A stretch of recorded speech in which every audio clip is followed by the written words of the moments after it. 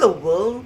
Today we are at Kek Lok Si Temple in Air Itam, Penang to discover one of the oldest and most recognizable features, the Liberation Pond.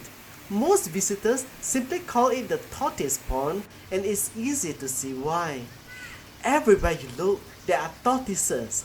Some are swimming in the water, others are resting on the rocks, while many gather expectantly whenever visitors approach the edge of the pond. For many people, feeding these tortoises is among their earliest memories of visiting Kek Lok Si. For generations, vendors nearby sold bunches of kangkong or water spinach, allowing visitors to feed the hungry amphibians. But this pond is more than a tourist attraction. It is connected to an important Buddhist practice known as function or life liberation. The idea behind life liberation is simple. Animals that might otherwise be killed are purchased and released as an act of compassion.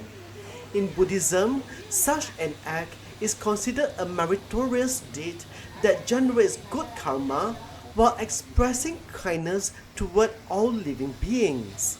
Over the decades, countless devotees brought tortoises here and released them into the pond. As a result, the population gradually grew into the hundreds, making the Liberation Pond one of the most distinctive features of Kek Lok Si Temple. The tortoise itself carries special meaning in Chinese culture. It is regarded as a symbol of longevity, endurance, wisdom, and good fortune.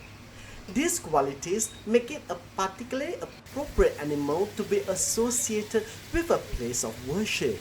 Looking at the pond today, it is difficult to imagine that this is not exactly the same pond that older generations remember.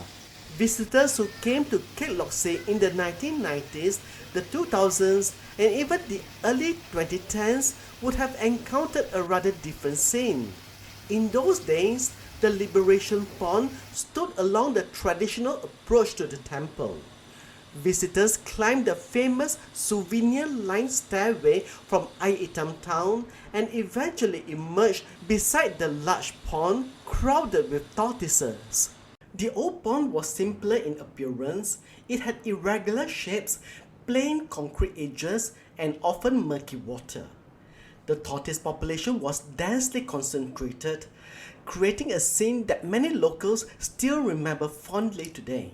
It was not particularly elegant, but it possessed a certain charm. For many Penangites, that old pond formed part of the traditional Kek Lok Si experience. In the early 2020s, the lower tier of Kek Lok Si underwent major redevelopment and infrastructure improvements. New parking facilities were created, the arrival area was redesigned, landscaping was enhanced, and inclined lift access was introduced to make it easier for visitors to reach the upper levels of the temple complex. As part of this transformation, the Liberation Pond was reimagined and incorporated into the new lower tier layout that visitors see today. The present pond occupies a much larger and more carefully landscaped setting. Decorative bridges, walkways, pavilions, and viewing areas provide visitors with a more pleasant and accessible experience. Today, the pond serves as a welcoming forecourt to the temple complex, greeting visitors before they begin their exploration of Kek Lok Si. Although the setting has changed, the tradition itself remains very much alive. The tortoises continue to inhabit the pond, preserving a practice that has been associated with the temple for generations. What I find especially interesting is that the Liberation Pond reflects the evolution of Kek Lok Si itself.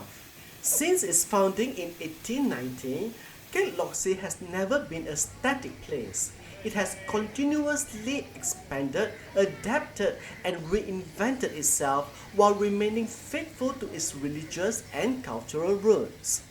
The story of the Liberation Pond mirrors that journey. What began as a relatively simple pond for released tortoises has evolved into a beautifully landscaped feature that welcomes visitors from around the world. Yet, despite all the physical changes, its original message remains unchanged, a reminder of compassion, kindness, and respect for life. So that's our discovery of the Liberation Pond of Kek Lok Si Temple.